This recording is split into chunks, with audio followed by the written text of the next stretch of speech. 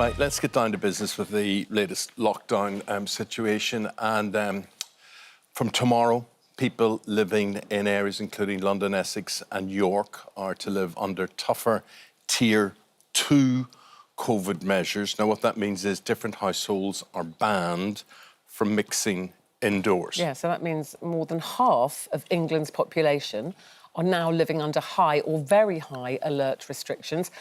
So many comments and questions from you this morning. A lot of people very confused about the rules, confused about the tiers. Here to help us understand, we're joined by our consumer editor, Alice Beer, and travel expert, who's actually in Northern Ireland at the moment, Simon Calder. Good morning to you both. Alice, people are still confused. I mean, even the tiers, I think the lowest one they call medium, don't they? Tier 1 is medium. Absolutely, you think that would be low risk? There isn't a low, is there? It's interesting. Medium is where we're all starting from, and anything above that is an increased risk of infection. And I think we've just got to approach it with a simplicity that says it's not confusing. We can get our heads around this. This has been determined, supposedly with scientific background and on a basis that protects us, protects our families, protects those around us, and protects our healthcare system. So we've really just got to simplify it and apply common sense and not get in a tears about what can I do on a Wednesday when the north wind's coming from the north. Well, we've just got to simplify it. We're going to be very practical. People getting in touch and they just want to know what they hope are simple answers to simple questions. First of all, Alice, meeting friends in the pub from Vicky. She says, if I'm working with my colleagues all day, and there's no problem with that, can I then have a drink with them in a pub after work? Yeah, it seems incongruous, doesn't it? But the answer is no, Vicky. Work is work, and obviously we want to keep the nation working. So you can go to work and be with your colleagues, but you cannot go into a pub with them. I'm assuming that she's at a level 2, at a high-risk area, because if you're in the medium-risk area, you could go into a pub, but anyone who is in a high-risk area cannot go in. You could sit outside. The weather's getting a bit colder, but you could sit outside with them, but you cannot go into a pub. Right, I'd like to go to Simon now and just get his views on travel issues as well. Yeah. There you are in Northern Ireland, which I have to say, as you know, will affect me because the R rate is rising and there is more enforcement going on there this weekend. So what about people who want to travel to Northern Ireland from other parts of the United Kingdom? Maybe say they're from well, I am. We're in a lockdown area. We're in a high-risk tier. What are we, tier 2 now? Tier 2. Yeah.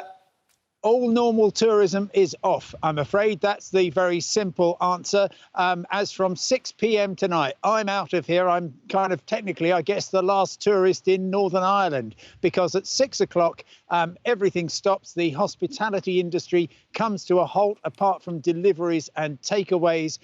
The Northern Ireland executive says you must not make any unnecessary journeys. And that effectively means that from a traveller's point of view, from the tourist point of view, Northern Ireland is closed to business. And of course, what's happening here in Northern Ireland also affects the ability of people in Northern Ireland to travel. Although there's no actual rules against them leaving, it is clearly, and many people would say, an unnecessary journey to go on holiday. And furthermore, from 6 p.m. tonight, you will not be able to go to Wales if you live in Northern Ireland.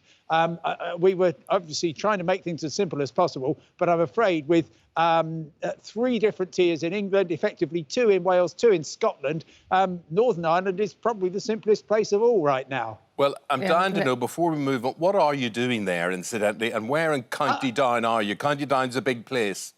OK, so I'm at Clochey, which is, as you know, on the Irish seaside of the Ards Peninsula. Who needs to go to the Caribbean, frankly, when you've got a view like this? Absolutely gorgeous. It's actually quite a long-planned trip, and I've got everything set up and then suddenly found that it was all going to come to a grinding halt. But I'm booked to fly out tonight from Belfast anyway. And, well, I'm just absolutely delighted to be here. As you know, better than anybody, Eamonn, wonderful part of the world, very welcoming, very beautiful. But as I say, not open for tourism from tonight until the earliest, Friday the 13th. Just want to say hello to Clochey.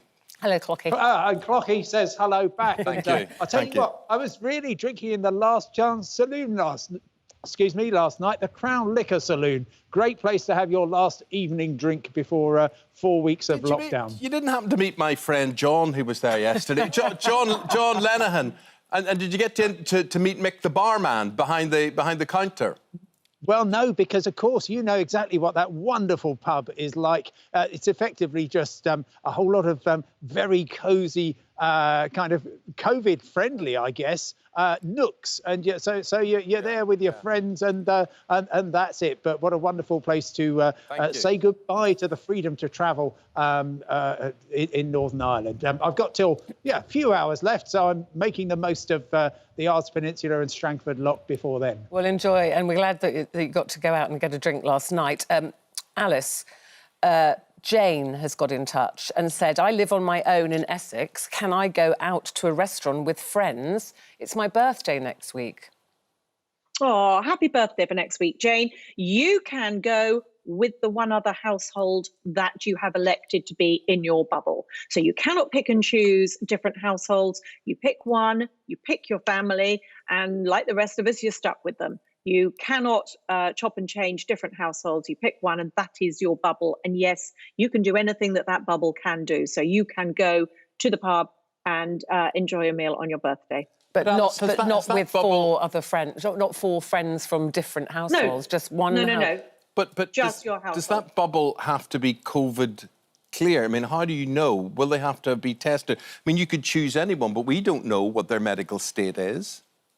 Well, that's the same with any member of your family. If you're living on your own as a single person, you can join with another family. So you are part of that family and you all agree what you're doing to take risks. Are you traveling on public transport? No, there's no testing before you join that bubble, but you only join a bubble once and you stick with that house. Yeah. Well, Anne-Marie wants to know about bubbles. She said, can I still see my support bubble inside if I'm in a Tier 2 area? So Tier 2 is high alert level.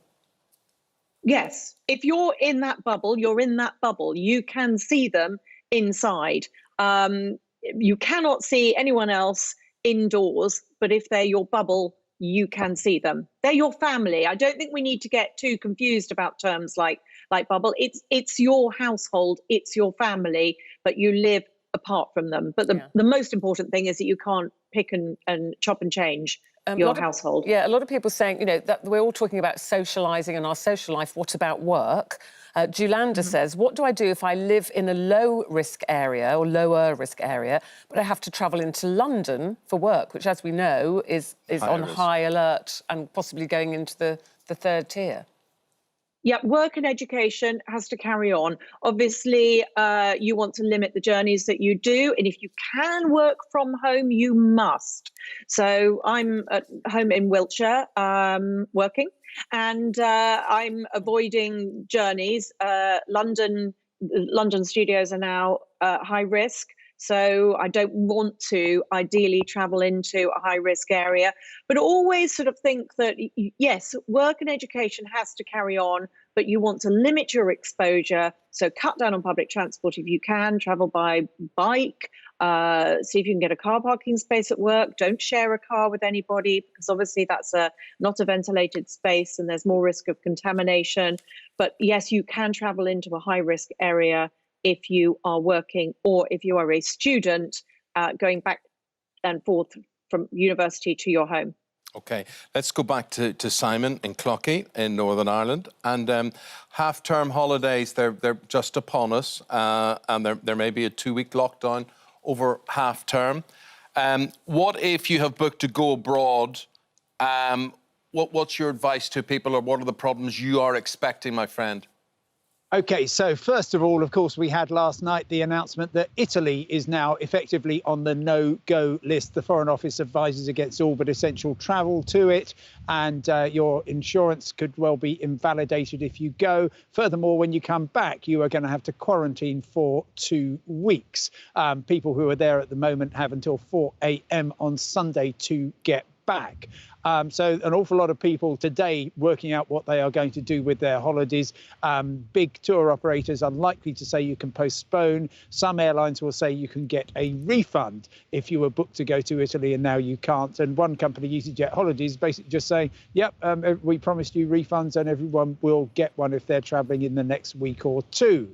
Of course, many people will be doing things such as flying out of Heathrow Airport, which is now in a Tier 2 high-risk area. And you are allowed to go through there if you're flying out. You can even go through Liverpool Airport if you're in transit, if you're going from a lower risk area through there to fly somewhere else. However, and this is absolutely critical, if you are in a high risk, in a very high risk, so Tier 3 area, Liverpool City region at the moment, you should not be travelling anywhere for fun. Same goes for people in the areas of Wales under lockdown, which is large areas of the south, Cardiff, Vale of Glamorgan, Swansea, and the north from Wrexham, Bangor, places like that. You should not be leaving that area. And of course, people should not be going into those areas either for the purposes of tourism. And as mentioned, Wales from 6 p.m. tonight is off limits